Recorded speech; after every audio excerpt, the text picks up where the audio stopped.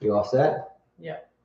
Let's go. I already see a comment from Paul Lemon, and this actually happens to be one of our first topics, if not the first. Well, not quite the first, but he says, do you think Federer is going to play one more Wimbledon? We actually have a topic whether or not Federer is about to retire. And that was something we talked about earlier, and Carla made a really good point about that, and we'll get into that in just a moment. All right. Hello, everyone. Welcome back to another 5K tennis discussion. Today is July 24th, 2022, which is a very important day for me and I know Carla and all of our kids. Real quickly, before we get into that, Liliana wanted to give you a Sub-Zero update. So this is our 7-month-old, 8 months now, 8-month-old American bully, and he's getting really big. So we wanted to give you a Sub-Zero update. So I don't know if they can see that very well, but you see this guy? He's a good boy. Why are you breathing all hard? He's a good boy, though. He's getting bigger. Heavy. Yeah, he's a heavy sucker. He's a good boy. Anyway, you got to admit, he's a beast. He's a big dog. He's a big one. Apparently, him and my oldest don't get along too well. Oh, they do fine. All right. Today, you like Christopher better. Yeah, today is July the 24th. The importance of that for me and for Carla and our 5K family is it's my mother's birthday. Without hesitation, Mom, love you a lot. Literally you and obviously Carla as well. And my kids are my everything. My mom has been an incredible lady for a lot of years. I know she will watch this at some point, and she's still grinding. So with that said, we're going to sing her happy birthday. Put happy birthdays in the chat. Put thumbs ups in the chat. Because she does watch this show. Okay, so anyway, I'm gonna sing her happy birthday. All right, Mom, this one is for you. Happy birthday to you. Happy birthday to you. Happy birthday, my awesome, incredible, dealt with me for a lot of years, mother. Happy birthday to you. Let's go. Let's go. Best mom in the world, I swear. Okay. Which means you're gonna call her more often, right? Is it just me that sometimes doesn't want to talk on the phone? I don't like to talk on the phone. If it's business, it's one thing. But if I'm not conducting business, which is like 7 days a week, 365 days a year, I don't want to talk on the phone. You talk to me on the phone, huh? Well, that's different. So I hope that my boys would want to talk to me on the phone when they have their wives. Am I the only person that doesn't like to talk on the phone? When you're on the phone and when we coach, we're talking all the time. So sometimes I just don't want to talk. Gotcha. Have I not even discussed just getting rid of my cell phone altogether and just using yours? Have I not? Yeah, don't do that. Yeah. All right. Anyway, starting today's show with a couple of shout outs as usual. Number one, I want to give a shout out in a negative way to ESPN. ESPN had the ESPYs. Oh, your mom said thank you. Oh, there you go, Mom. What's going on? Thumbs up for my mom. In the ESPYs, which is the awards that ESPN does at the end of the year for winners of different categories. And the award came up for the best female athlete. Is that what it was? The best female athlete? Best female tennis athlete. Best female tennis player. Yeah. And that award went to none other than Emma Raducan who? I forgot who that even was. Emma Raducan won the award for the best female tennis athlete, I guess. Yeah, she beat Barty. She beat Swiatek, and she beat Leylah Fernandez. I could see her beating Leylah Fernandez. I don't see her beating the other two. I want to read you an article, at least a paragraph from it, that came out today. And this was written by Alem Vukadinovic. And anyway, so the title of this article, and I'll show you. Okay, there you go, right there. So this is the introductory paragraph. And as you all know, we have given Emma Raducan grief ever since the day after she won the U.S. Open, where everybody proclaimed she was the GOAT, the future GOAT, and so forth. And then we did a video the next day and knocked her down, not because we don't like her, but just her game isn't all that impressive. And a lot of you, and not you because you're still here, but like 70 people unsubscribed that night. But, you know, whatever. We don't do this for a living, so we're just going to tell it like it is. So here's the article, and quote, Emma Raducan had a record-breaking rankings rise last year when she made history at the U.S. Open by winning it as a qualifier. The feat actually guaranteed her a loss of points next year, as the Brit can only earn 2,000 points in case she defends her trophy. Last year, however, she earned 2,040 points due to winning it and getting into the main draw from the qualies. So at very best, Raducanu will drop 40 points, but considering her form this year, it's likely that she will lose much more than that. If that happens, Raducan WHO, by the way, Raducan WHO faces a record-breaking drop in the rankings as she failed to gather many points outside of the U.S. Open. If, quote, she loses in the early rounds of the U.S. Open, Raducanu could lose up to 2,000 ranking points, which would drop her almost outside of the top 100 and set a record for the most ranking points dropped in history. She deserves to be out of the top 100. She has not proven that she is Grand Slam, top 10, top 20 champion. Yeah. I'm sorry, to me, she hasn't done much this year. I can't wait till, I hope she loses on the first round, just so I can win my bet. My bet's getting closer, Michael Walker. Got a few more years. I mean, she hasn't proven herself. Has she proven herself? Seems like everybody can beat her. Roberta Vinci said right after she won that if I was still playing, that wouldn't have happened. Mm-hmm. We were all kind of like, who the hell are you? What gives you the right to say something like that? But she was right. We I think we kind of discussed the fact that we believed it was a fluke as well, leading to a lot of grief that we took in, but ultimately doesn't look correct. Yeah. Vanley says, Carla, why is Carlos playing back-to-back play? I don't even know why Clay's on. We have a topic about that as well. Yeah, I don't know. Well, we'll talk about that later on. Hit the likes, guys. Yeah, just hit the likes. Pretty easy. Just hit the like. Yeah, we have a topic that Paul mentioned earlier about Federer retiring and why we think he's about to. And then we also have a topic as well about getting tired of watching tennis matches on clay. Now, we'd love to play on clay. Our club that we're a part of, and blessed to be so, is clay. But as a sports fan, in terms of watching it year round, which we all do, it gets old seeing the clay, right? Now, speaking of that, there has never been a Masters 1000, or is not currently, on grass. I came across some information the past couple of days, and I jotted it down here. But the ATP, ITF, and so forth have agreed that they are willing to expand another Masters 1000 to take place either in Germany or the United Kingdom, UK, England. What's up, William Spencer? What's up, Jack Nolte? What's up? Who's our other one in London? Matt Cain. Anyway, are you excited about that? I know I am. It's my favorite surface. I think that the grass deserves a Masters 1000. Don't Why they have not? it on every surface? Every surface but grass. Yeah, I think so. They need to. I feel like there's way too many clay court tournaments. I think we need more variety in tennis. That way we see more of a balance. Don't you think? Yeah, we did a show on this. I mean, grass is disappearing. They have the fewest tournaments. I mean, you need to see a balance. You need those players that are good on grass court to have a equal chance. Yeah. I'm just saying, hard courts is tough on the legs, tough on the knees. Clay is kind of slow. You do need a balance. I mean, we already have 2 Grand Slams that are on hard courts, a little different type of hard court, but grass is barely, you barely get to see any tournaments. It's so quick that some of the players don't even have time to play on it because they've been grueling so hard on the clay. By the time you get to the grass, you only have a couple weeks to prepare. And who really wants to put their body through more wear and tear?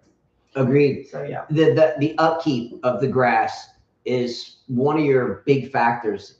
We've done shows on that as well. The grounds at Wimbledon goes through painstakingly arduous tasks of keeping that grass playable for the year, much less for 2 weeks of constant pounding. But I think we have a friend, the Shay, that just came back from Wimbledon, right? Mm-hmm. She went to watch it over there. Anyway, that's one of the things is, the upkeep. However, there is a period in which that could fit.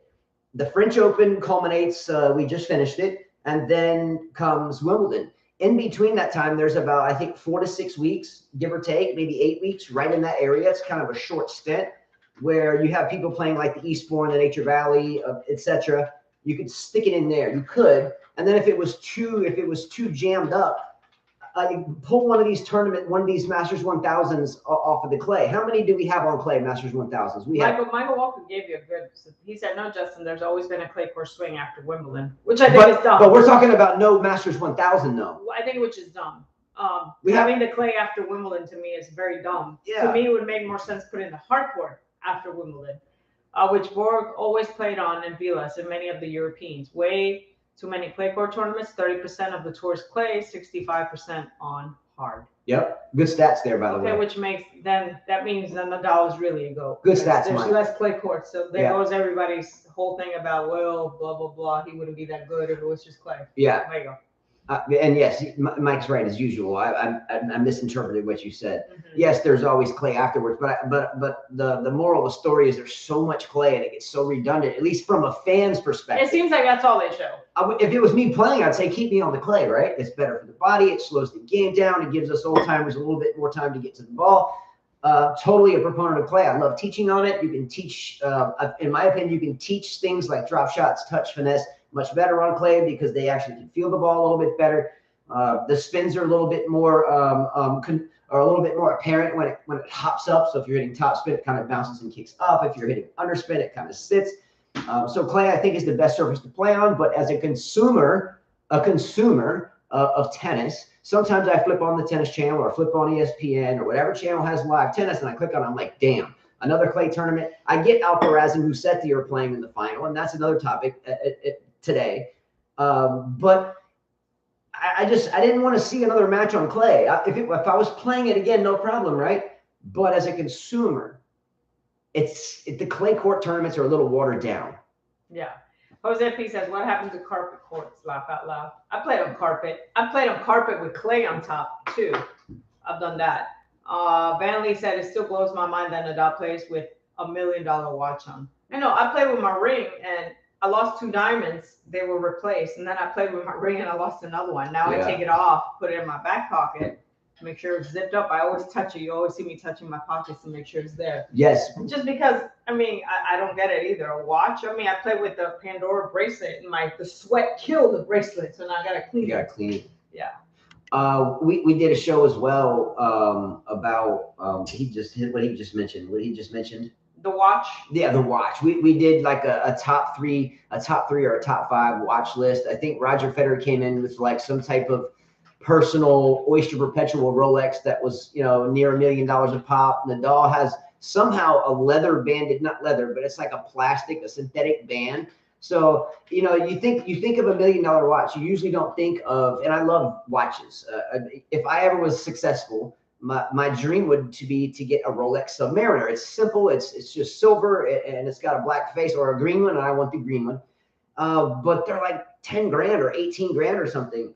Anyway, I could never afford that. But anyway, Federer would sport a Oyster Perpetual something chronograph coming at a cool $1 million. Maria Sharapova had a diamond studded Rolex that came in way up there near $1 million. Nadal though has different colored bands, like an orange and a blue or a white that he wears. So it's a synthetic band, hence the color. And the watch comes in near $500,000. So you're like, damn, I wonder what's in that damn watch. Is it nuclear fission in there? Because it's just a watch with a plastic band, right? I can't spend that much money on that. That's a lot of dough, yeah.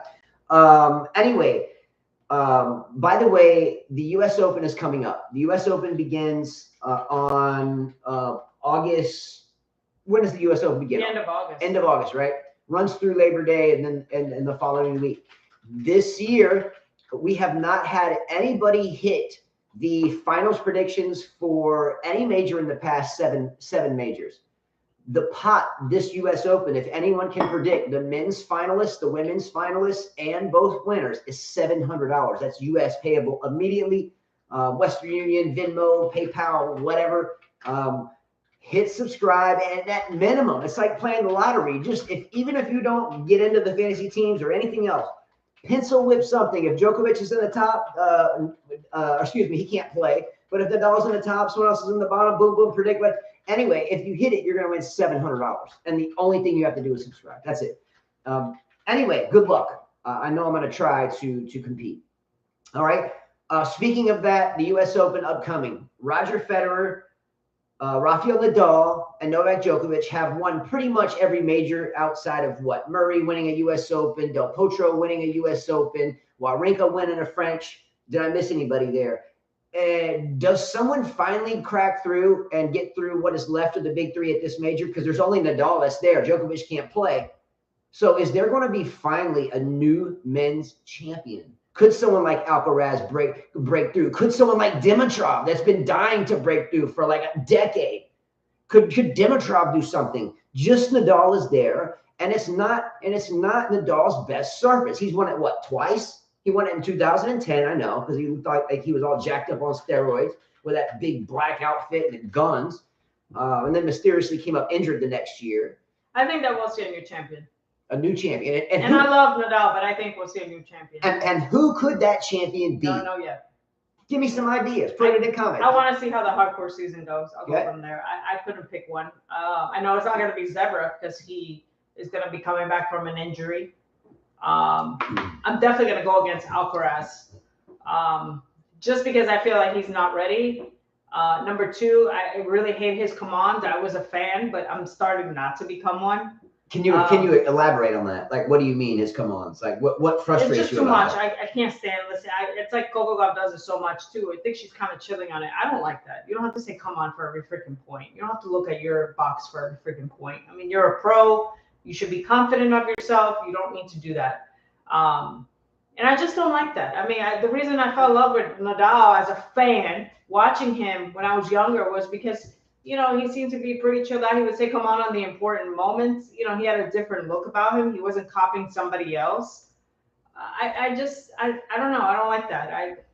Not only that, because when I hear fans or I see fans talk about how someone's going to win this because they're that good, I go against them on purpose. I want that player to lose. I think you need to prove yourself. Especially in men's tennis, you need to prove yourself. I don't see that Alcaraz is any more special than Tsitsipas, Zverev, of all of them. I don't see that.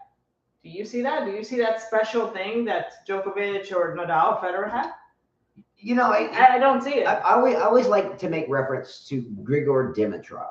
And okay, so when Grigor Dimitrov jumped on the scene, he was trying to emulate, from all standpoints, Roger Federer. Whether his game, his headband, or his bandana rather, and to become the next great, there has to be something a little bit unique about your game. Okay, so you know the goats, the big three, all have something that is a weapon, and it's only them that has that weapon. So you know Djokovic has the return, Nadal has the ultimate fight and the heavy lefty spins. You know Roger Federer has that maestro finesse and able to hit spots, right, and the very well placed serve.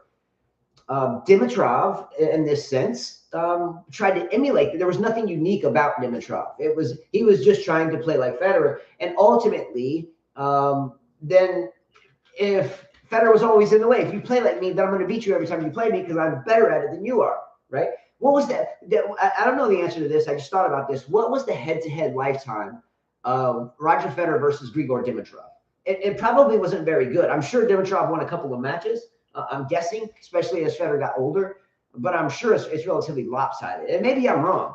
But anyway, so the mindset is here's Alcaraz goes through this same type of inside or on the tennis courts type behavior. In other words, he not only does this, come on, after a big point deep in the fifth set, like Nadal will do, or at the end of a 30-shot rally, like Nadal will do if the match is tight, he'll do it after every damn point. And then the match is just starting. He hits his first shot, you know, a big forehand, which he hits. Carlos has a huge forehand, but if you can find a way to exploit his backhand, he's vulnerable. But every time he hits a shot, it's come on every time. Can you imagine all that energy you're using to say come on every second? As a tennis player, you need to conserve your energy. And if you're constantly saying come on and you're constantly getting upset or something, I mean, that stuff adds up. Especially men's tennis is a 3 out of 5 set. Yeah. You know? Exactly. And look, we teach students X pattern drills. So we bring the kids to the baseline or whoever, and we'll talk about moving. So here's a baseline going this way. I don't want to move left and right? I want to move in X's. I want to cut the ball off. I can recover quicker. If I get pushed back, it's okay. I don't want to go this way back. Just let me cut back, get it, move forward, and come back, right? So the reason why is because we want to save footsteps. So if we're playing the game and we're playing too defensively, we're running around a lot, allowing our opponents to maximize their ability to rest, right? So we want to be able to cut the ball off. So saving footsteps is just the same as saving energy. And it takes energy to go, come on, you know, my lungs are working, my breath is working. And we tend to forget that the body is very unique. It's made up of what, 1 trillion cells, very complex, and scientists still to this day have no idea completely how it works, right? Any type of wasted energy, whether it's come on or whether it's extra footsteps, whatever, in the depths of a 5-set match, like she just said, 5th set, double match point for Roger Federer serving. Here comes Djokovic to break and ultimately pull that out. What was that, 2019? The best conservers of energy are the best players, and the best thought processed players are the best players, and not these big ball whackers. Moral of the story is, don't waste energy, young Alcaraz. True, Ryan. Justin, Anna Ivanovic came out in the dressing room saying, come on, it was excessive. I agree. I didn't know that. Yeah, that's the other reason why. I thought she was okay. I never thought she was a great player. I was kind of shocked when she won the. I didn't know that. So explain how this happened. Well, I think she did it more as her career after she won her French Open. I think that she had no confidence, so she would say it a lot. Interesting fact. I feel like she would throw the commands a lot more after she started losing after winning her only slam. I don't know. I didn't know that, and I had no idea, but not that would change. The reason why I like Anna Ivanovic so much is 2 things. A, she's Serbian. I was going to say Serbian first, but yes, that's there. Serbian, during this era of Serbian players, there was a war going on, and pretty much we don't hear about it, but there's always some type of warring faction in that area.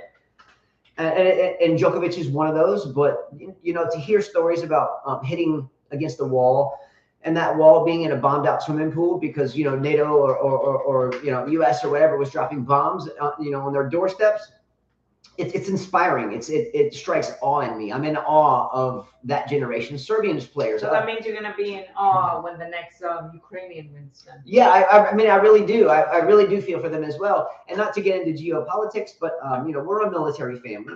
I have my 2 oldest sons are in the United States Air Force, or well, at least at the Air Force Academy. My father was a Navy captain. My mother's father, my papa is what we would call him, was a colonel in the Army. Both my mother's brothers, my Uncle Sam, Uncle Bill, were both officers at a high level, I think commensurate with captain in Air Force and the same thing in the Army.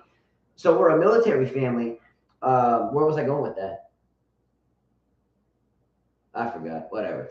The Ukrainians. So So when you know what these type of situations incur, deaths, destroyed houses and so forth, you hope for them. So again, I hope for the Serbian players as much as the Ukrainian players. Let's list some. Svitolina. She's done. She's gonna be a mommy. Don't forget about the gentleman that we talked about that someone corrected us on, Alexander Dolgopolov. Used to think he would be #1 in the world. Didn't happen, but still a good guess. I get he was spontaneous, but I don't think anybody would be I can't pick anyone anymore to be #1 in the world. But you're right. Wouldn't that be a great story for someone to come out of Ukraine now, given the situation, and do some big things? Mm-hmm. It would be great. Great story. Thank you for knowing where I was going with it. I got totally lost in that. Anyway. If Raducanu, by the way, loses early in the U.S. Open, do you think more people will finally realize that her U.S. Open win was a mere fluke, like Roberta Vinci said long ago, like we said the day after it happened? Do you think? Yeah, I think so. What's up, Lebeau?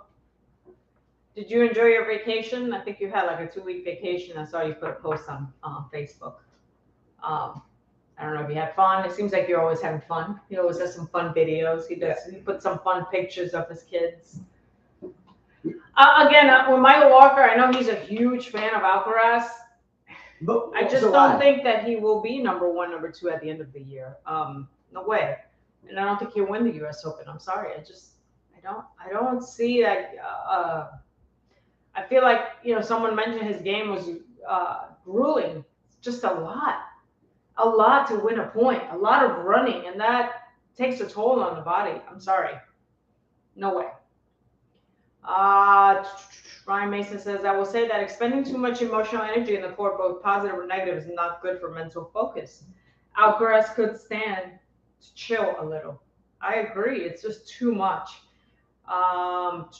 William Spencer says, Serbian tennis has been at war with creating exciting, watchable players for many years, and they've been winning. Yep, I think the Serbian players have done very well.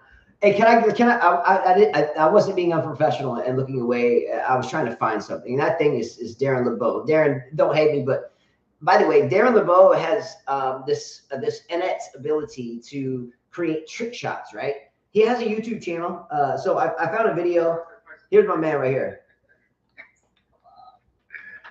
Looking forward to playing because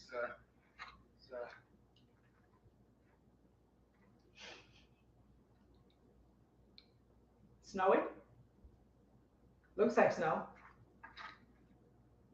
Yeah, that's my man right there. And he's quite a handsome fella too, by the way.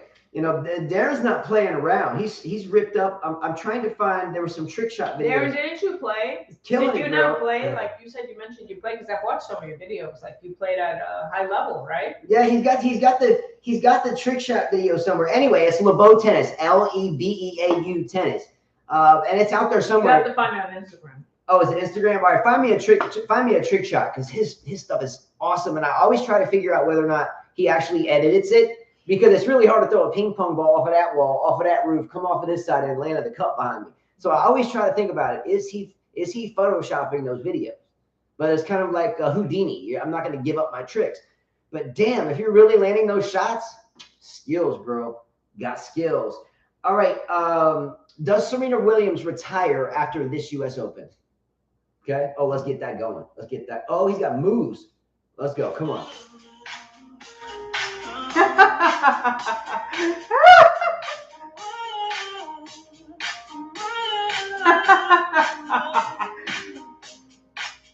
Oh shit.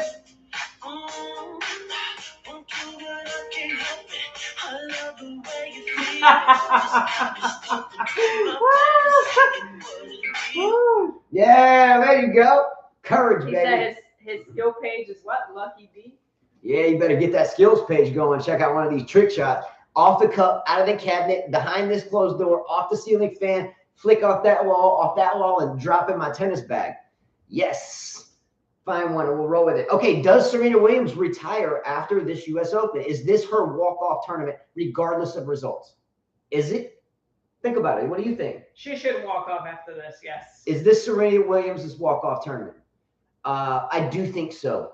I think so. I do think so. I think this will be Serena Williams' goodbye. I'm not saying bet your house on it, but I would not be surprised if this is Serena Williams' last tournament. Agree or disagree? Agree. Did you find a trick shot? Yeah. Looks like one. Yeah, go ahead. Keep talking. I'm gonna I do think so. Comments, what do you think?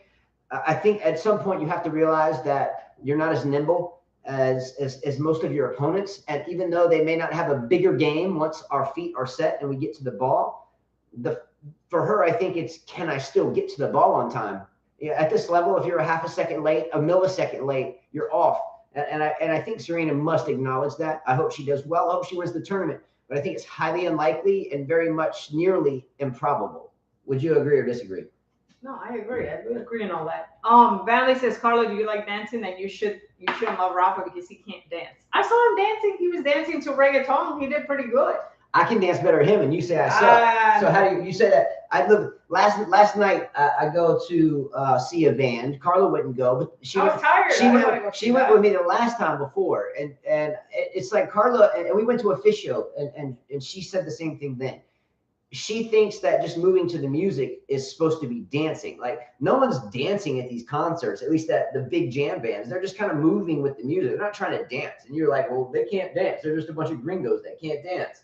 Like they're not dancing. They're just moving. They're feeling the energy of the music. And that's what you have to understand. I'm not going to dance salsa at the club where everybody's doing the same thing. I'm not country line dancing. I'm just watching a show and I'm letting the music move me. Okay. Do you understand? Whatever you say. I mean, look, here he is. Look. I thought he could dance. Well, he knows how to move his booty. Look at him. That's Nadal? Yeah, look. He's moving his booty. Look. I mean, You need to show them, not me. I mean, he knows how to shake his butt for sure. His broken abs were dancing. I did see that. Yeah. When did she send me something? He's like, I thought Rafa had a tear in his abdominal. Yeah, that's a good comment. I was like, yeah, that's pretty interesting. Yeah, that's right. Yeah. And Lucky D, what's up? He says Rafa has moves. I don't think so. I think the same thing that she says that he's got moves is the same thing that I do, but because I'm her husband, she just, always rips on me. But yet, what was he even doing? He was just hey, looked like a babe, goon. your dance is used to chicken dance. I'm not That's chicken dancing. moves. I'm not chicken dancing. You tell I'm every- just standing there. You tell every kid, and you jump. How is that dancing? That's not jumping. That's just feeling the energy. Like, let's go. Okay, then you can't say you're dancing. Jumping is where you go hop, hop, hop. You can't dance. When you're at a concert, you're like, yeah, let's go, let's go, let's go, let's go. That's not jumping. All right. Again, squashing this, but does Serena Williams retire after the U.S. Open? Is she done? She should. I mean, she's getting older. She's gonna be what, 41? I think she does. I think she does it at the U.S. Open. This is a skill page. Lucky me. I'll try to find it. I really do think that, and I'm surely wrong.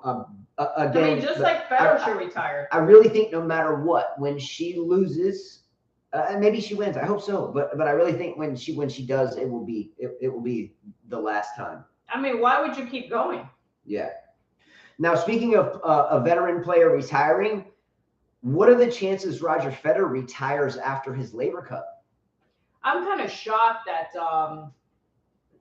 it was not. It's first of all this whole Laver Cup. The reason I don't watch it because Team Europe is always so solid, and then you got poor, whatever, poor Americas. Yeah.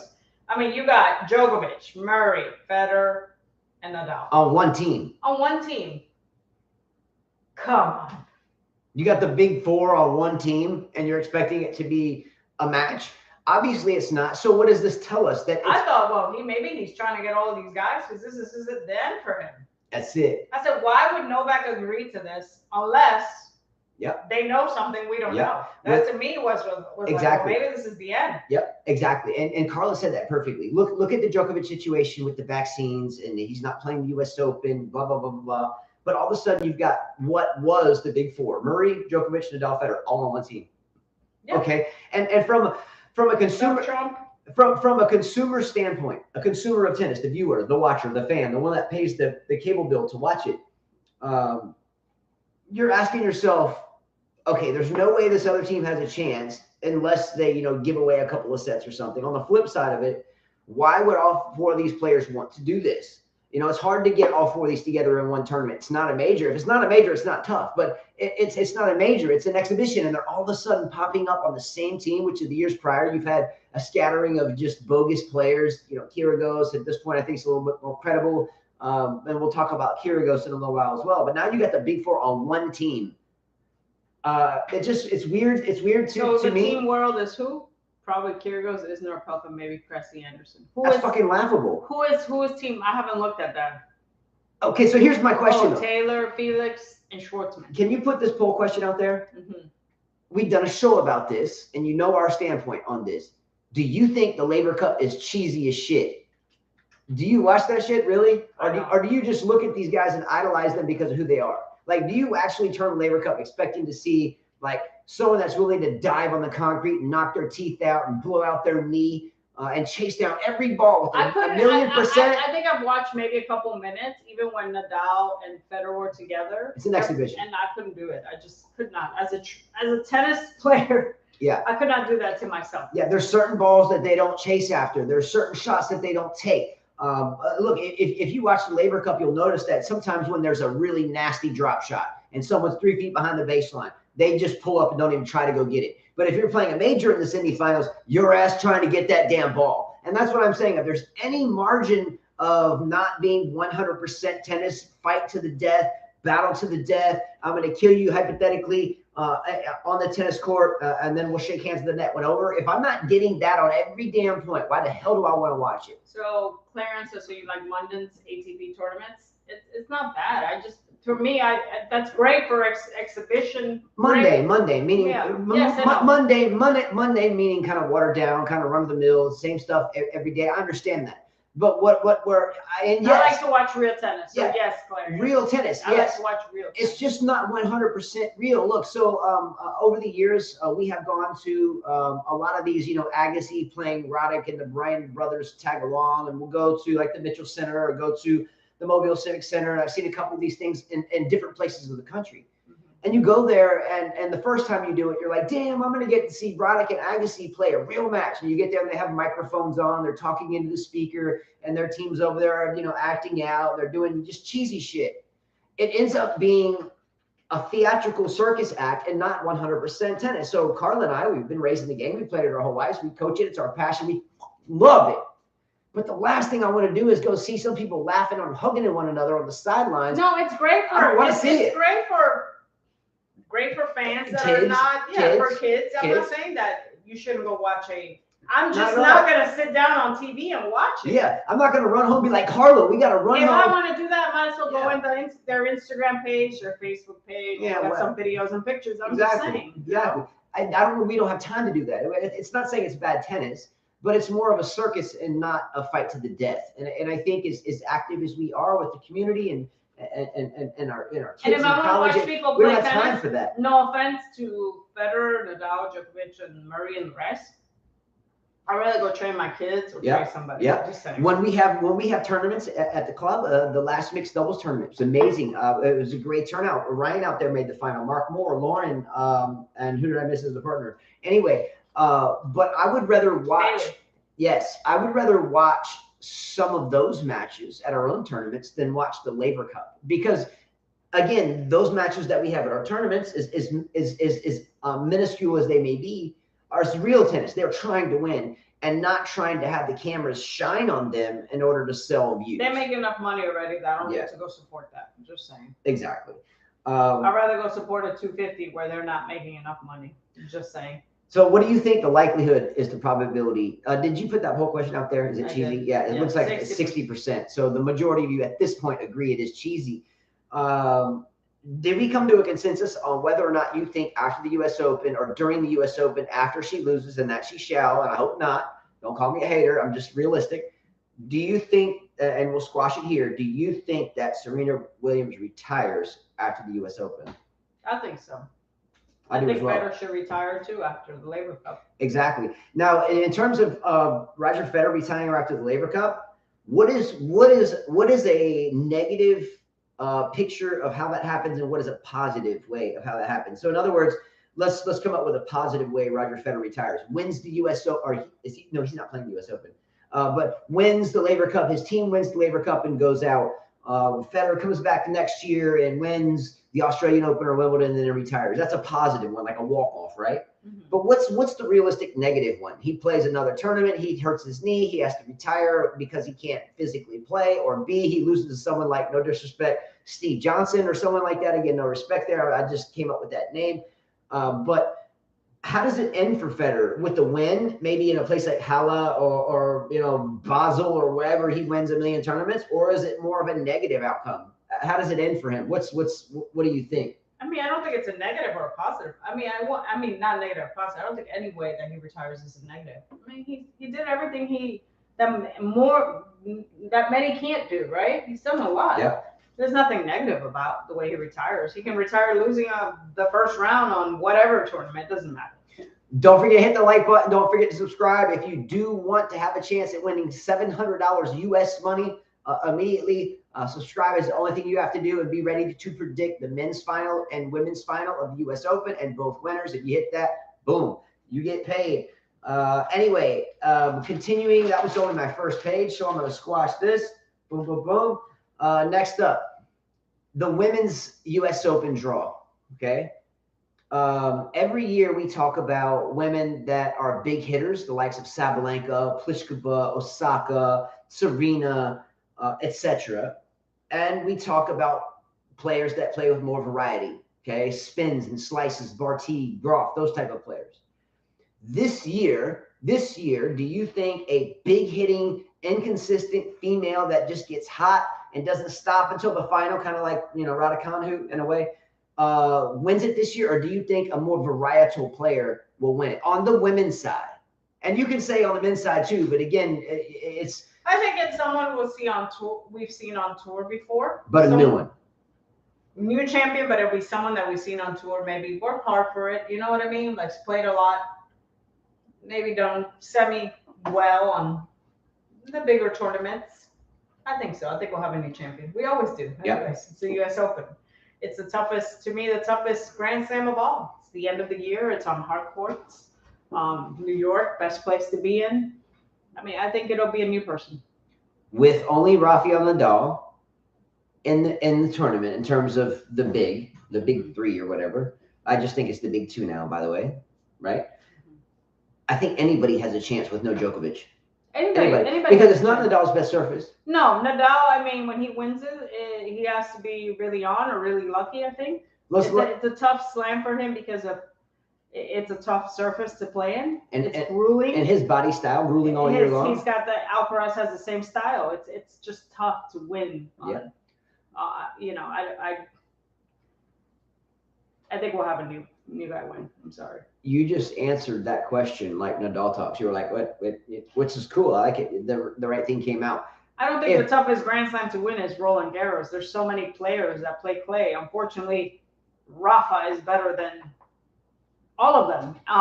As women, it's tough because it's always tough. You can never predict your Wimbledon champion, U.S. Open champion, unless it was back in the days when Serena was at the top. All of Grand Slams are tough for the women to predict. Men, there's so many European players that are really good, Spanish players, you know, that are very good on clay. So I think it's easier to predict. But Nadal is the best at it. So I don't think that's the toughest tournament to win. No.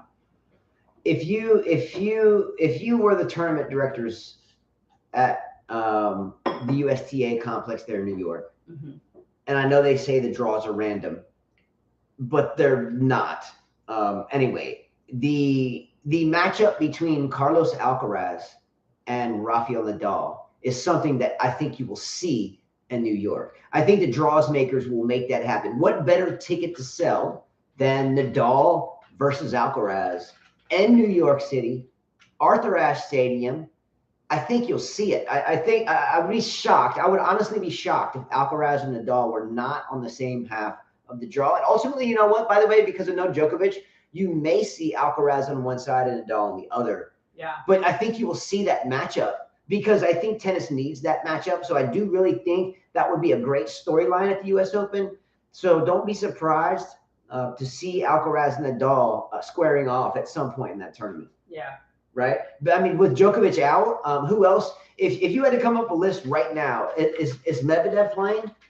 Yes. Okay. Medvedev's a threat, a big threat. He won it last year. Is that correct? So he's defending his title. I don't think he will defend his title. I don't think he will either. He hasn't played in a little bit. You know, he's had this whole psychological thing being banned because of where he's from, which is stupid.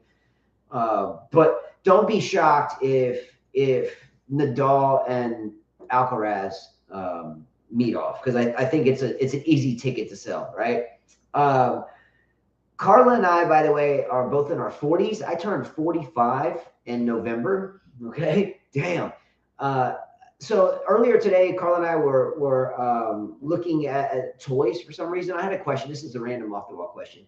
If you're our age, 40s, what was your favorite toy as a kid, say around 10, 11, 12 years old?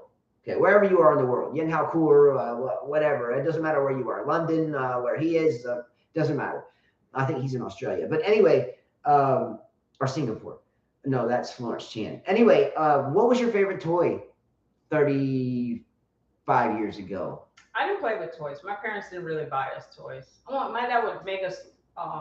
He would buy the cheap little soldiers that were like 99 cents. That's on my list. That's on my list. He would place them for my brother and I, and he would give us marbles, and we would shoot the marbles, and whoever knocked down the soldiers was the winner, and we would play that for hours. Let's go. And hours. Yes. I never really asked for dolls because I was never into the dolls. I was never into Barbies nor anything that came out. So I didn't really play with toys. Like if he bought me something, I wouldn't even really play with it. So they never bothered buying me toys. Okay, my list is I had toys. My mom made sure I had toys. Not me. My dad too. My dad was, when I was very young, my dad was on an aircraft carrier. He was a Navy captain and he did some flying, but he was a doctor, a physician in the Navy. So he was a flight surgeon. Anyway, but my mom would always get me toys, like, and my mom's mother and father. So my papa and mama, that's what we called them, would come visit us in California, and they'd always bring this big, huge bag of G.I. Joe toys, right? It had like all the latest vehicles. I'd be like, let's go, come on. I'd be so excited about that. So my favorite toys were G.I. Joe, the actual G.I. Joe, the original Cobra and Destro and that whole deal, Shipwreck, Snake Eyes, Storm Shadow. Anyway, I also love Transformers, the OG Transformers, not the new rinky-dink things that you twist these things and they have to be perfect. I'm talking about the OG Transformers, like the OG Optimus Prime. By the way, if you did not know this, you can go to eBay. And that's, by the way, how we stumbled across Cam Williams about 8 years ago. 8 years ago. Longer than that. We were in Montgomery and saw his videos. No. In Montgomery, we saw his videos. No, it was when we lived here. Anyway, we do a kind of a side hustle by buying and selling shoes and vintage toys on eBay. We don't do that anymore. We haven't done it in a while since January the 1st because we've been busy We or busier. we didn't do it that much before either because eBay has been tough. Yeah, eBay's kind of toughening their stuff up. Yeah. Anyway, the original Transformers, the green army men that you just mentioned. Mm-hmm. Okay, the little army men, you can get a whole bag of them for like $1 and you set them up and you can start making tactics and anyway, really cool. And the other thing is mask. And I basically wrote this for this reason, this whole question. Does anyone ever remember the cartoon and toy line called Mask, M-A-S-K? I think it was an acronym, right?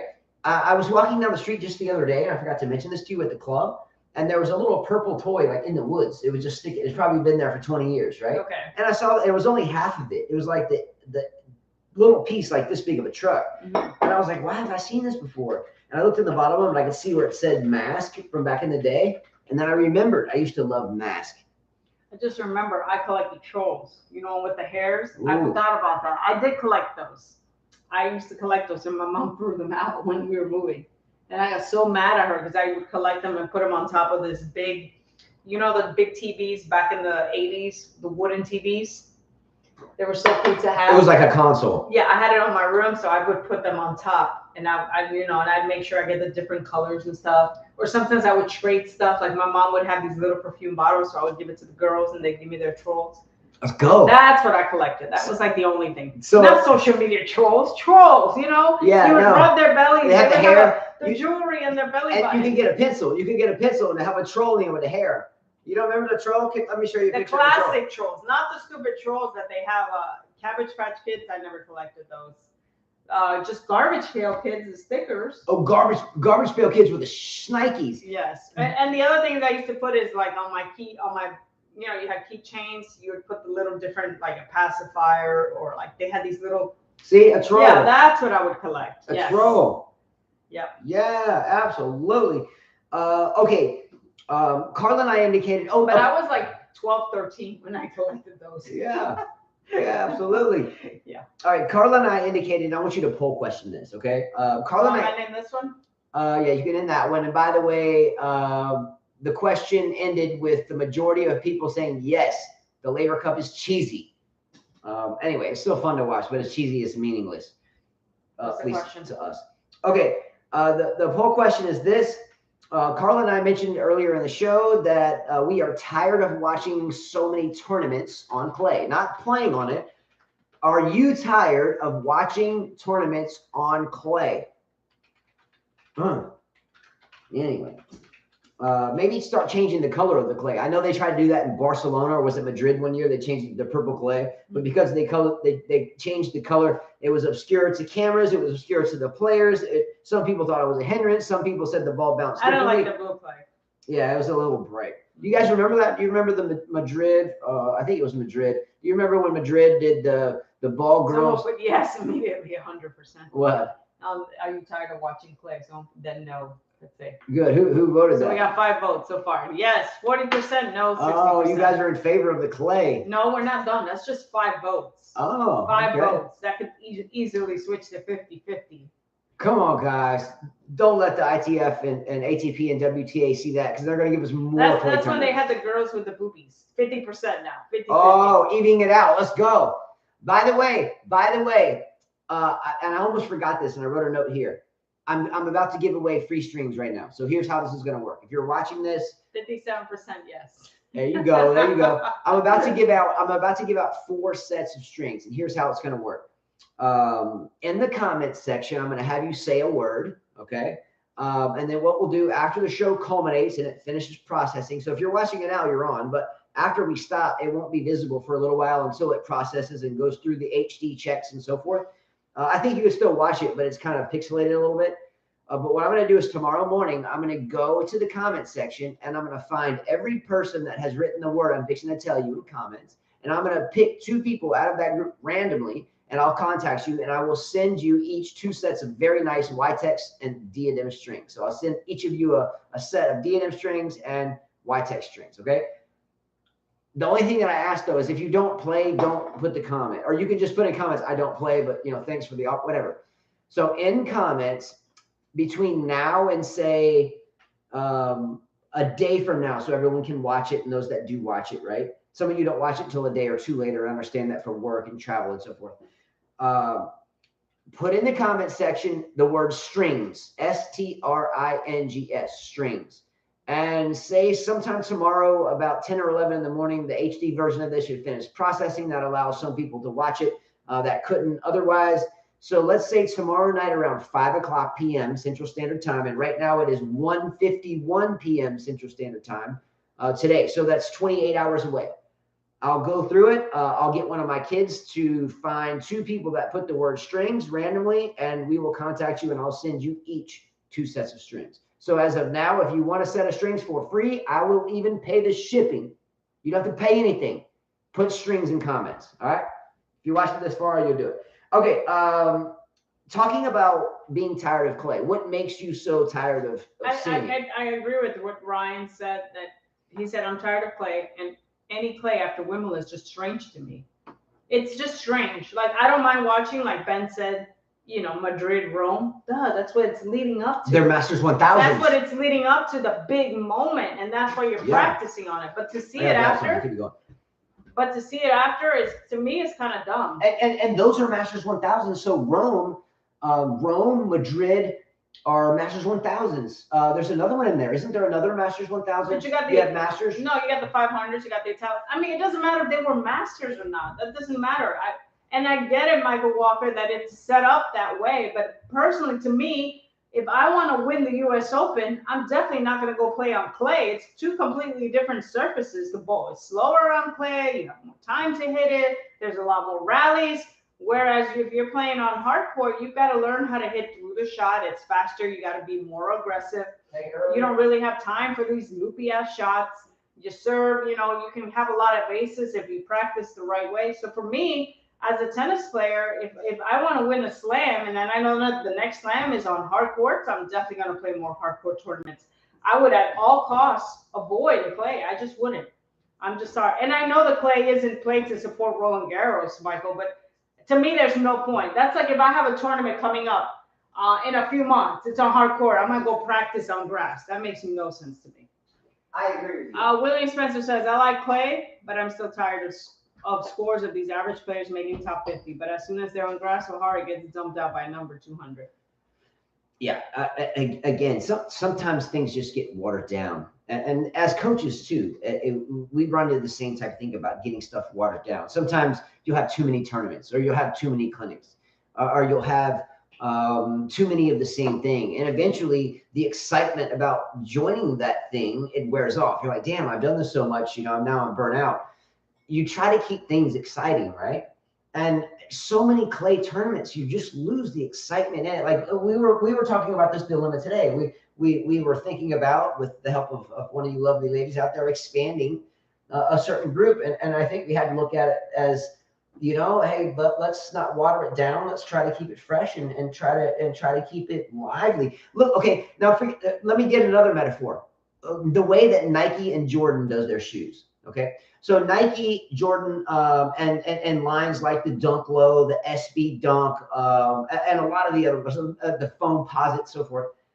They release shoes all the time, but there's a few of them that they release that have these little intricate little things, like a hot dog under just little things. Like Carla just got lucky and scored a pair of varsity red Jordan 1s. I saw they were being released, and I surprised her with them, and they should be here this week.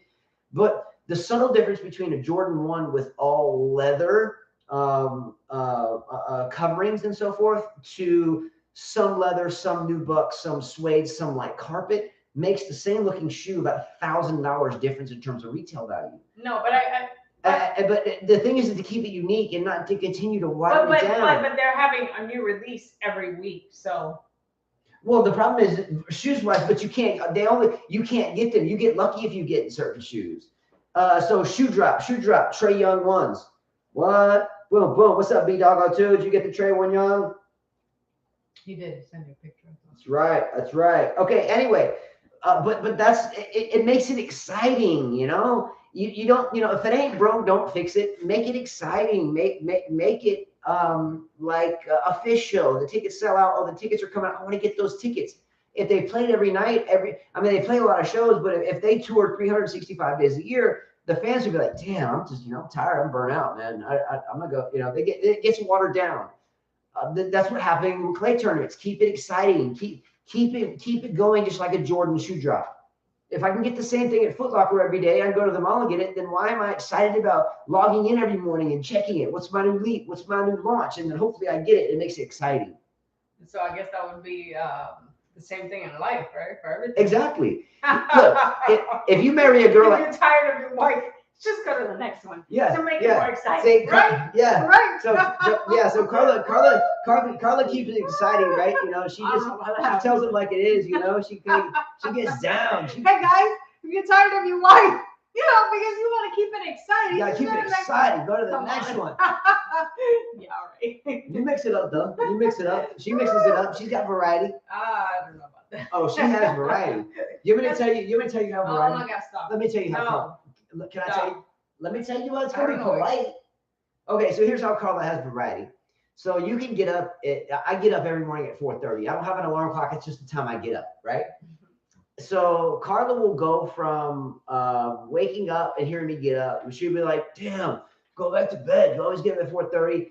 But yet she'll go downstairs and she'll get coffee and she'll come back up and she's like night and day, Dr. Jekyll, Mr. Hyde. She's chilling. She's sitting back. She's got her legs crossed. She's just chilling out. And then at like 6 o'clock, when we actually start having to actually get ready to go, she's back in cleaning mode. Get this done. Get that done. Get this done. Get that done. Boo, boo, boo, boo. Kids, get up. Blah, blah, blah, blah, blah, blah. It's like rapid fire machine gun fire in Carla's mouth. I'm like, damn, girl. You gotta talk so fast no more. I'm tired. I can't even think straight. You know, I'm talking on cleanup, just like chill. But then we get to the courts. And because she puts my mind so far into left field with all her barking orders like a drill sergeant until 7:30, we get to the courts. And so what she doesn't get about me is when I get perturbed, I stay perturbed for a while. Carla can get perturbed and she's back to normal and lickety split, right? So we get to the club and she's been like, clean this, clean that, clean this good. I'm like, damn. And the whole time I'm just looking at her legs. So I'm like, damn, I like their legs. But she doesn't even recognize the fact that I'm in awe. But she's still like, clean this, clean that. And then we get there and I'm all mad about it. I'm like, damn, I want to pull a Djokovic and rip my shirt off after the damn final. And then she goes out on the court with like 8 ladies. And she's like, come on, you got it, you got it, you got it. I'm like, so she has variety. She can go from pissed off to not pissed off in 3 seconds flat. I don't have variety. I get pissed off and I stay pissed off for sometimes days on end. How do you do that? Because I think life is short, and I think if God forbid somebody passes away or something. My sister just died. I get life is short, but how do you do that? How do you go from clean that shit up? Don't do that again. I think I watched my parents when they had fights. It was very quick. Never saw my parents really pissed off until the end when they were about to get divorced, and you knew that when my mom didn't talk to my dad for a long time, I knew it was over. But from watching them, my dad would get pissed, even with us, and he would snap out of it. I regret as a teenager not talking to my dad for a month. Yeah. For being pissed off with him. And that's why I don't do it now, because there's no reason to waste the time. So much time that I didn't talk to my dad just because he pissed me off or he punished me. I mean, it's so stupid. Love you, Nathan. Love you, so girl. Stupid. It's just so stupid. Nathan's That's why a beast. when I yell at my kids, I'm like, I talk to them right away because I'm like, there's no point. You already made your point, and that's it. Don't keep going. Right, Justin? Yeah, and just a little while ago, I had my 13-year-old daughter. I had her interrupt my conversation. Like I was talking to Carla about something. Oh, they were talking about changing something that was overall fine in the first place.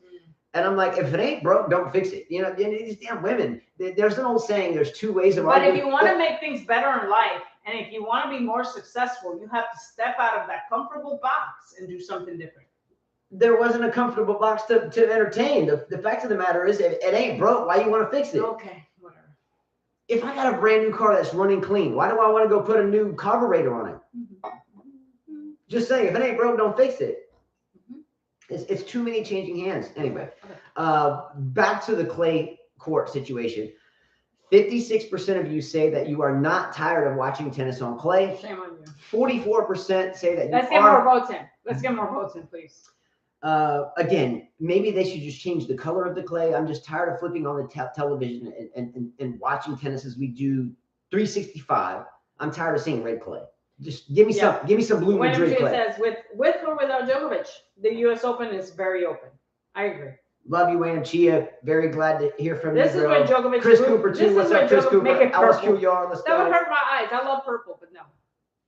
Yeah, Michael Walker says Novak has been to 9 finals and only won 3. Difficult. That's why I always say it's the toughest slam because people are tired. Yeah. It's hardcore. It's grueling. The crowd is grueling. Yeah. Good knowledge drop as always, Mike. Yeah. Okay.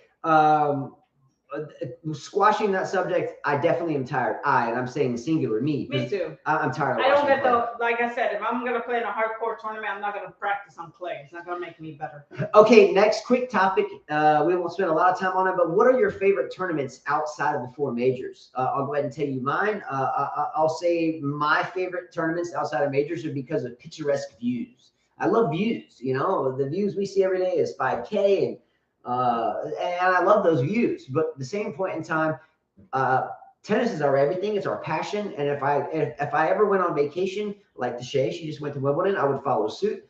I would do something similar, but here's my list of favorite tournaments based upon, for me, picturesque views. Number 1, Indian Wells, because I lived there. I lived in Indian Wells. Alex, here you are. There you go. When I was a child, mom and dad out there, they watched this. We lived in multiple places in California, San Francisco, where I was born, at Letterman Army Medical Center, which was Fort Baker, now called the Presidio. We were born, I was born on that base at Letterman Army Medical Center, and our home is still there to this day. It's on a parade circle overlooking the beautiful San Francisco Bay with the Golden Gate foghorns chiming there. Very lucky to have been born there. Indian Wells, though, because we lived in Hemet, California, and Hemet was a desert area that was separated by a 12,000-foot mountain called Mount San Jacinto. So we would go over that mountain to the other side, and there we would be in the Palm Springs area. So Indian Wells was always a favorite of mine, simply because when I see the terrain, it feels like home. Carl and I do have property there. We haven't seen it yet, believe it or not. So we have, what, 40 acres, 20 acres? So we have like something like 20 acres there in Lucerne Valley there. So hopefully we get a chance to go out there and actually see that. Brian Mason says Cincinnati because it's the closest big tournament. But it's not picturesque. It's, for me, that might be his. Oh, that's his favorite. Okay, yeah, I was going with picturesque, but that's his favorite. And Brian, by the way, phenomenal coach, great man, good father, and also made our finals of our last tournament with Bailey. And Ryan's a really fine. We should go to the one in Canada. Toronto? Yeah, you would like it. You've never been to Canada? I have never been to Canada. You would like it. We should go to the one in Canada, and we should go with Ryan. Ryan, think your woman will let you go? Yeah, he might have wife trouble with that. How about you? How about you, Robert? Yeah, how about you, Robert? They both have wife problems. You think your lady would let you go? Yeah. Do any of you out there have experience with getting the tennis itch, and then ultimately you find yourself in a relationship issue? Let me explain. So, Carla, we've coached together for almost 13 years. We've coached together for roughly 12, 13 years. And then for me, 10 years prior to, I can't count on my hands and feet. It would go more than that, of people that we have taught to play the game, and they haven't played before, maybe played a long time ago, to the point where they're having fun with it again. And all of a sudden, they're part of leagues. They're part of tennis. They're taking lessons. They're having fun. They're getting in shape. But there's a spouse at home, whether it's male or male, that gets pissed off about it. And ultimately they're like, you can't play anymore. We're done. Shit happens. I've seen many. I won't mention any names, but those of you that watch this channel, that you probably can assure you we're talking about you, and I won't say who, but you got to figure that shit out. There has to be give and take in marriage. Do you think Carla and I have been happily, I would say, happily, there's been some instances, but I think for the most part it's happily, right? I think it's happily. Give me a hug on that. I think it's all pretty much happily. So there's been times, there's been times where shit hits the fan. but ultimately there's middle ground, right? So I have a shoe fetish. I love shoes. I would buy 10 pairs of shoes a day and never even wear them. Like I have a closet full of shoes I get mad that I never wear. I get mad that he buys shoes. But I do get mad, but I get it. Whatever. So but you know what I do? she buys I Lululemon go buy shorts. my shorts then. Yes, that's what I say. Get you. But you every time he buys a shoe, I said, okay, fine. That's how you want to do it? I'm gonna go buy myself a pair of shorts. That's good. Boom. Look, we don't work hard for nothing. And it's not like I'm spending thousands of dollars on shoes. If it's a rare shoe and I'm lucky to hit the lottery on it, then I buy it. But I'm not going crazy and going to eBay and buying a shoe for $1,000. If I get it for the acceptable lottery price of $150 or $90 sometimes, and I end up being able to hustle and make $1,000 off it. There was a pair of shoes recently. I won't mention the name because I'm still trying to get it. But it was a low top shoe. I won't mention the wrapper and the ties into the type of shoe because that's just going to be more people looking for it. Sorry, business is business. But the shoe is going to drop for like $110, but it's forecasted to resell for $2,000. So you're damn right I'm going to try to get that lottery. Why wouldn't I? I don't even care if I get a size 15 shoe and I wear a 9.5. I'm going to still try to get it so I can flip it. Mm-hmm.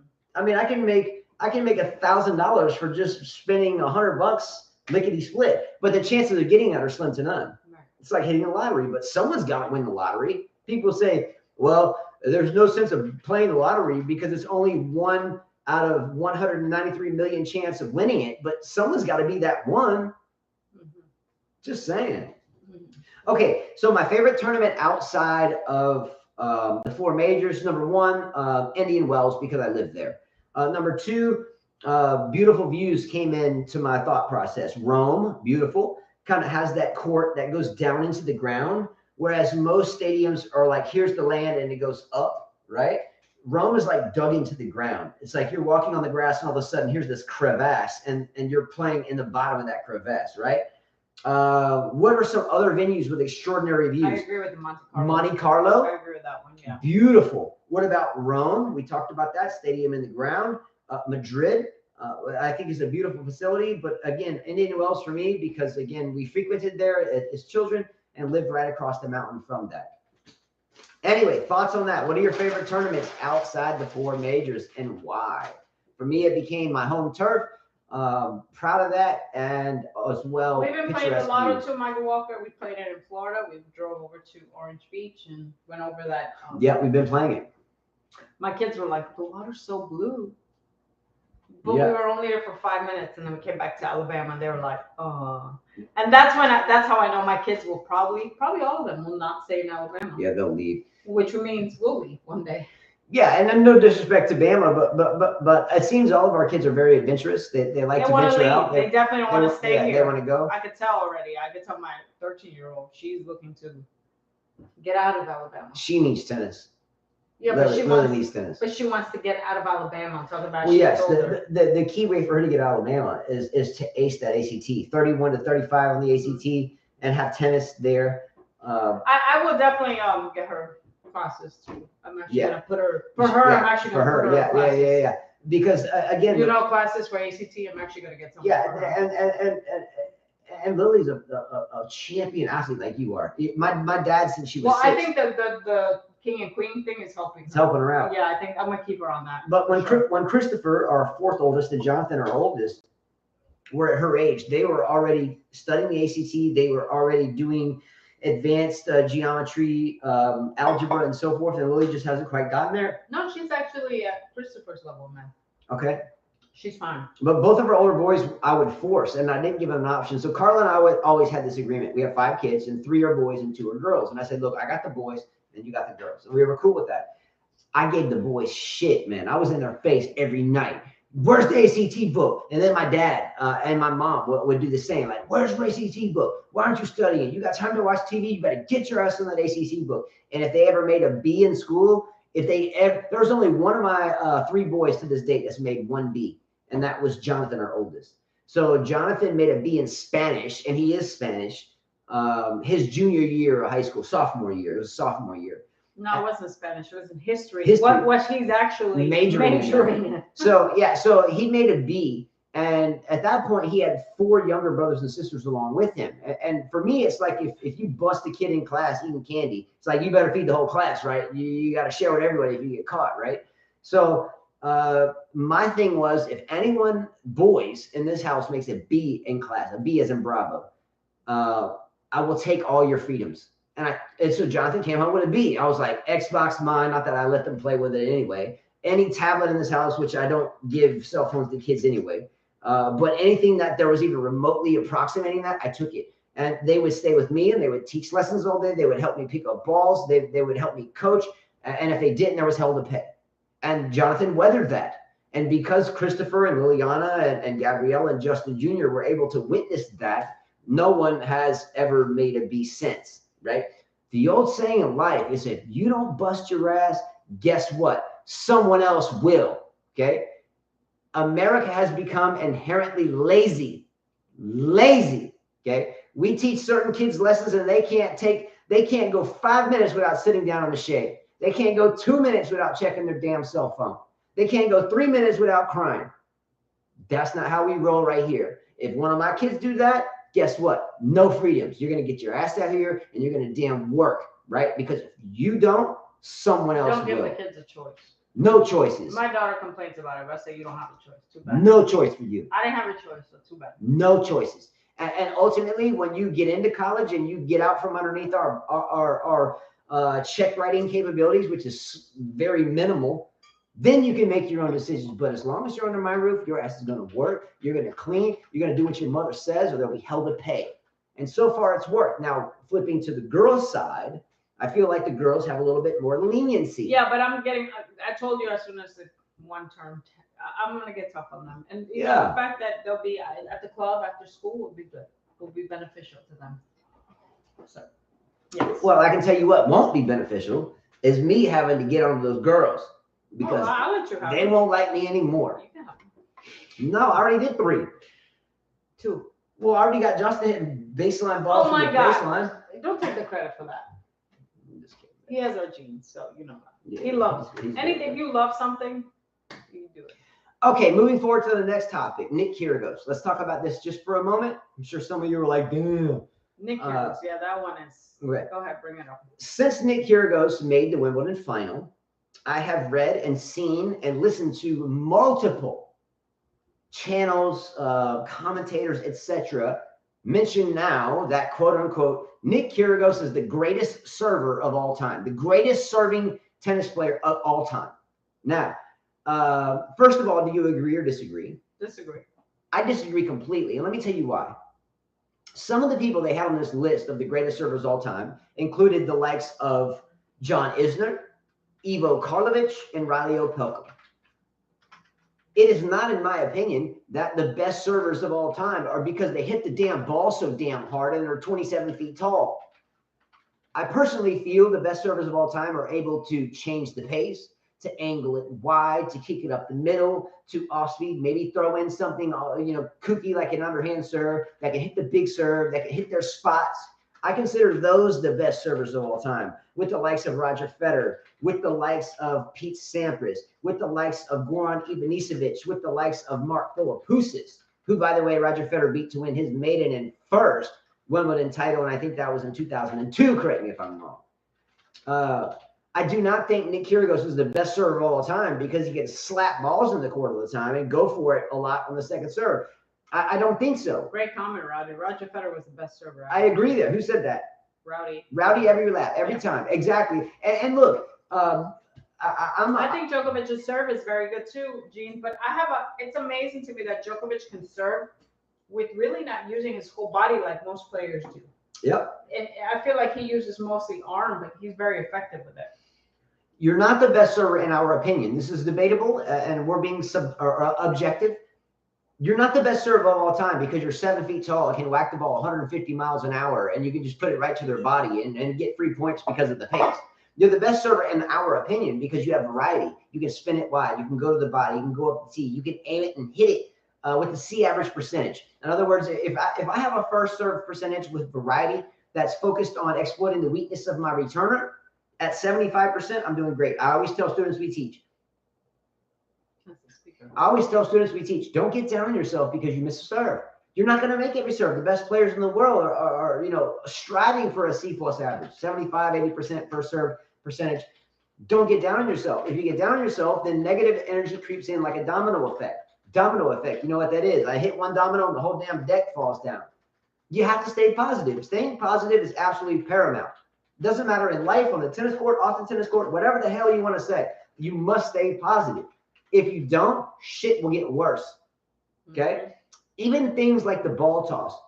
When we toss the ball and it rolls off of our tossing hand, you know, if you're a right-handed player, it's your left. Right-handed, it's your left. Right-handed player, your left hand. And if it's left-handed player, right hand. We toss the ball up, and if we don't see our fingers erect in the air when we hit the ball and go up after the happy fingers, if we drop it or pull our hand down, toss and pull down, then our body language drops. I feel like Kyrgios just serves. He just slaps the ball. I don't feel like there's a skill there. He just serves it to serve. He just goes for it. Given credit to him though, he has a very loose swing. He has a very talented with his hands, his wrist. Yeah, I do love that he even the way he hits his forehand, backhand, very loose. Yeah, he has a very loose snapping hand. This is one of the attributes, and I'll remain humble, but I'm not the greatest tennis player in the world, but and my goal is to get a lot of free points on serve. That loose snap is everything, and Kyrgios does have that. But so do a lot of players have that, right? You look in Major League Baseball, by the way, I'm a San Francisco Giants fan, Major League Baseball. But you look at some of these pitchers, a lot of them. I was going to name a couple, but nonetheless, look at the pitchers and the way they snap and deliver that ball. A lot of these major league pitchers could be excellent servers, right? Anyway, I do not think that Nick Kyrgios is the greatest of all time serving. I think the likes of Federer, as Rowdy every lap said, I would agree with him. He was number one on my list, not because of power, not because of blowing you off the court, but the absolutely right locations to hit it in. Now, I think Novak Djokovic would say something differently because in 2019, Roger Federer had the chance to serve out in the fifth set and ultimately lost to the greatest returner of all time, being Novak Djokovic. What's up? Deep in the fifth set. So I think that Roger Federer will always look back upon that match as the shoulda, coulda, woulda, as well as the 2008 match against Nadal that went to deep in the fifth set when the sun was going down on center court, and Nadal took it to him deep in the fifth set. Those are some instances where Roger Federer's serve broke down. But I think historically that Roger Federer was a really, really, really, really good server. I agree with Gene though, because Djokovic has gotten out of a lot of trouble with his serve as well. Agreed. So. Next quick topic. Musetti today taking on Alcaraz. Should have won that match a long time ago. Should have won it a long time ago. Carla, tell me why. I mean, you had 3 match points. Five match points. But 3 match points, right? Because, in the second set. Yeah. He still has a long way to go, in my opinion. Now, Musetti, why do we like him so much, or why do I like him so much? Like him because of the one-handed. One-handed backhand. It was nice to see. It was nice to see Musetti pulling out the one-hander. I feel like that we've been talking for him for a year now, and hopefully he gets to his potential. Hope so. Yeah. Someone said earlier that Musetti was the best on clay. I would agree with that. The ball slows down for him a bit, gives him a chance to hit that one-handed backhand and get on top of it, and instead of hacking the slice back or chopping it back into play. I think Musetti on the hard court and grass is a big problem. He does get to the ball a little bit late on those surfaces. He has a little bit extra time on the play. But Musetti has to be very, very lucky currently. There's an old saying in tennis, if you have 3 match points and you don't convert any one of them, the chances are you're going to lose. So Musetti not only was serving for the set at 5-4 in the second set, at 30-all, 2 points away, he as well had multiple match points in the tiebreaker, right? Something like that. And I may have that off He was slightly. serving. He had 3 match points serving. Yep. Serving for it, lost 2. And came back and won it in the third set. Now, this is what we teach our students a lot. Don't squander energy. Don't waste time. Don't take too much movement. Don't pace yourself. Chip the ball, slice the ball, hit spots, frustrate your opponent, and so forth. Musetti was able to do that throughout the match, but then when he was facing match points, 5 of them before he finally pulled it out, it seems like he lost track of what he was doing and how he got there in the first place. Mm-hmm. I'm glad he pulled it out. No disrespect to Alcaraz, I like him, but I do not like the fact that Carlos says he cringeworthy goes, come on, after every damn point, even if it's the first one. I didn't like Dimitrov simply because he tried to be Roger Federer, and I don't like Alcaraz for the most part simply because he tries to be Rafael Nadal. Be yourself, be unique, don't be Dimitrov, don't be Nadal 2.1, negative 2.1 that is. Be yourself, learn how to play the game, keep your sportsmanship in check. Don't say come on every freaking point you win. just you've won enough of them now to just roll with the blows, right? Grow up a little bit, and we'll shift our pattern of not our dislike to like. Okay. Carla reiterated during that match, Musetti and Alcaraz earlier today. Carla reiterated the fact that she gets cringed out. She gets cringy. She's like, ugh, when Alcaraz steals. This was her, and I quoted it. You don't know that I wrote this, but earlier today, and I'll read exactly what I wrote. It's here. Okay. So here's what I wrote, Carla. You tell me if you remember this. Carla reiterated, quote, she gets super cringy when Carlos Alcaraz always steals Rafael Nadal's come on, vamos, and does it way too often. He's a Nadal wannabe. I agree. That's what I said. Yeah. Yep. Reminds me of Dimitrov, aka to Federer. Same thing. Okay. Today on clay as well, another clay tournament, another one, and this one has another one, another clay court result. Pera defeated Kontaveit today. That's on the women's side of the German Open. Another one, another clay tournament. Okay. Anyway, lackluster, not a big deal. Pera beat Kontaveit, who's had a terrible, terrible year. And let me give you another one. Casper Ruud beats Matteo Berrettini. Exciting. Exciting. Another one. Exciting. Another one. I'm so excited to watch that. Yeah.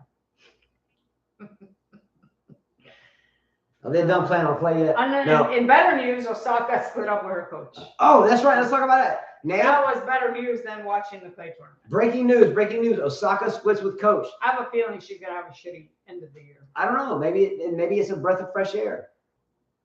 Maybe she'll have a different coach. Maybe it would have been more exciting if it said, breaking news, Osaka breaks up with boyfriend. Or her new boyfriend gives us a smiley face instead of a middle finger. You know? Her previous boyfriend, she went to the US Open, he flips us a bird on center court during COVID. And then maybe her next boyfriend, she wins it and he goes, peace and love to all. The total opposite. Osaka hires Motaglu. Yeah, that would be breaking news. Please don't. Please don't. Anyways, I saw there's a lot of petitions out there for Novak to play the US Open. He's not. You can't. Unfortunately, rules are rules. Which is ridiculous. Yeah, but they're not, again, so I guess let him stick with his guns. Yeah, no doubt. Interesting fact, drum roll. Interesting fact, Rafael Nadal officially passes Roger Federer on the all-time earning list. He should. Are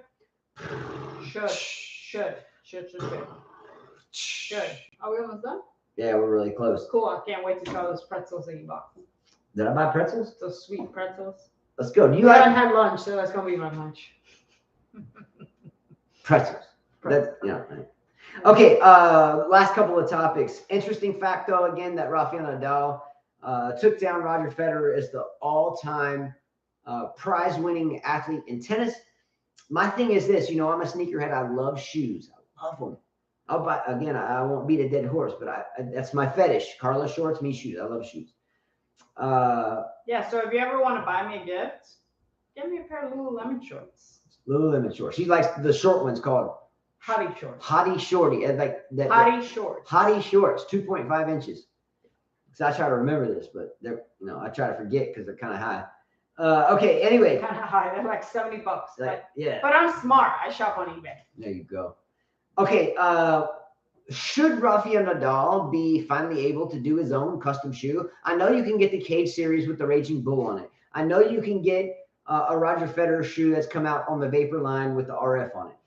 But none of them has been like a Jordan. Like Jordan has his own line within the Nike line with the silhouette, right? He's doing that stretch dunk from the free throw line, and that's his shoe line, right? Mm-hmm. You would think with the likes of Nadal or Federer or Djokovic even, that they would each have their own shoe line that came out every 6 months. Michael Walker disagreed with you. No shoe line for them? No, he said Justin Djokovic has the all-time prize money in tennis. Well, I just read I can find the article. It was I think it was USA Today, I think. I can find it. You can take some comments and I'll find it. Okay. Let's see. Oh, Michael Walker says Nadal's number 2 and Roger 3. So Djokovic is 1. Maybe that's what you thought. No, I read it earlier. It was an article. There it is. Okay, here it is right here. I got it right here. It's on the tennis channel. Passes him, but didn't even say. Yeah, Rafael Nadal surpasses Roger Federer career's prime money after the 14th Roland Garros title. The Spaniard passes the Swiss for number 2. There you go. While Novak Djokovic is number 1. Man, there you go. You don't read. Should read. This dude is always right. Damn. Unfortunately, he's been wrong about Raducan WHO. At least I didn't. And he's going to be wrong about Alcaraz. At least I didn't bet him on that. So you might want to bet some money and make some money because you're going to owe me 500. Okay. Anyway, hopefully one of these guys can put out a signature shoe so I can buy them every year. Mike, he's a beast. You're not going to slide much past him. By the way, at the end of the show, there's 2 more things. Okay. Number 1, the WNBA, Women's National Basketball Association. I've never been more attached to it. Give these ladies more support. If you're an NBA fan, basketball, and you know I am. I know probably a lot of us are. These girls are balling, and they're only playing like a 32 or 36 game season. Man, let's give these girls 80 games. Man, there's a lot of good storylines in women's basketball. There's people retiring. There are GOATs. A couple of them support the WNBA. It's really, really, really an entertaining time, and I noticed that their crowds are getting bigger. Now the WNBA has been around for a long time, and for the longest time their crowds have been empty. They're starting to fill up. These girls deserve it. Thumbs up for the girls. The WNBA. I've watched this season almost inherently from Phoenix to the Liberty. It doesn't matter. There's a lot of good basketball going on right now, and I love basketball. What's up, Stefan Nizovic out there in Serbia? Another basketball player, one of these big, tall Serbians that are doing big things that supports our channel. So anyway, check out the WNBA. They deserve it. They're balling. And that's pretty much it. That's pretty much all I got, honestly. That's a lot. Look how long we've gone. Yeah, it was a pretty good show. Again, apologies to everyone. Usually Carl and I do shows every week in between majors. We do shows every day during majors, and that will not change. Do not forget, we will do the $700 prize giveaway and the fantasy teams, which is guaranteed to 2 winners. And Gene Swart out there, Time Machine Canada, don't forget that we will always pay you. They do our scoring and did the computer programs in order to do so. So that will never change. But do us a favor, subscribe and get ready to play, because $700 US is going out immediately for someone that can predict the men's finals, the women's finals, and the winners of the U.S. Open. And if 2 people predict the same thing, then the fantasy teams will break the tie. And we'll do a separate video for the rules thereof here soon. A week or 2 before it starts, we'll do it. So good luck there. And everyone, we'll see you again soon. So Carl and I are scheduled for next week. For those of you that follow this actively, Carl and I have a camp. We've had 2 camps already since we've done our last show, and we have done a tournament since our last show. So we are currently planning another tournament for the latter part of August and September. No, October. Yeah, it's at the end of September.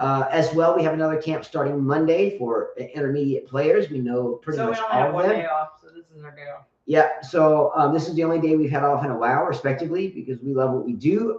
But next week will be pretty much at the same. Next Monday, we will come off 4 days in a row of camp, two clinics late into the night. Kids go back to school. So a really busy couple of weeks. But we aim to be back here next Sunday or Monday. And my son leaves on Friday. Yeah, and our oldest son goes back to the Air Force Academy then. So a very, very busy week, tennis week, but much love to all. Happy birthday, Mom. What's up? Love you, Mom, for sure. We've been through a lot, and you've always been there. So much love to you for that. But that's it. Signing off. Much love. Peace. Adios, guys. Let's go. Big things. Be kind, because everyone you meet is fighting a tough battle. When all in doubt, be kind. Believe me, it pays off. Okay? You can get pissed off and stoke a fire and piss in the sand. But ultimately, if you would just at least smile and walk away, it's much better that way. Okay? So see you Wednesday, Ryan. Peace out, bro. Bye-bye.